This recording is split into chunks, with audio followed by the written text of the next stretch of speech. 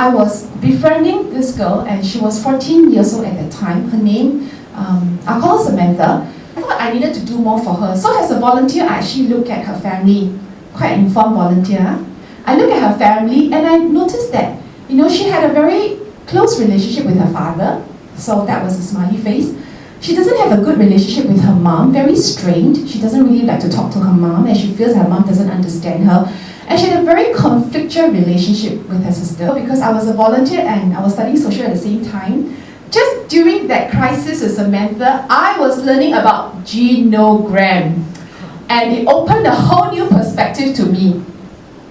I began to realize that it is not about seeing Samantha with her individual relationship with her respective family members, but it was seeing their relationships as a whole, as a family. I were to go and talk to the dad and tell the dad to talk to her mom, what would it do to the relationship between dad and mom?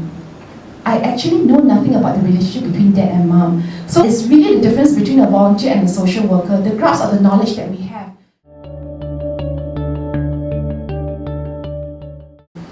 If you see that a parents lack parenting knowledge, the next thing that you would do is to refer the parents for a parenting program, right?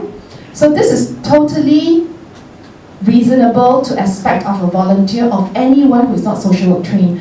But a person who is social work trained, who carries the composure of a social worker, will not just look at this as a very simplistic thing of lack knowledge, therefore refer for a parenting program. But to execute the skill of assessment, a social worker would actually ask the following questions. Is this lack of knowledge contributed by a lack of access to the knowledge? Or is it because the parent has preoccupation with other issues?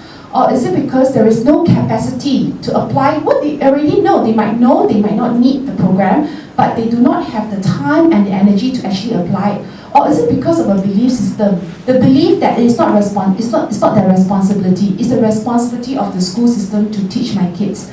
So a social worker would actually go deeper, use the assessment skills and ask more questions before deciding what needs to be done.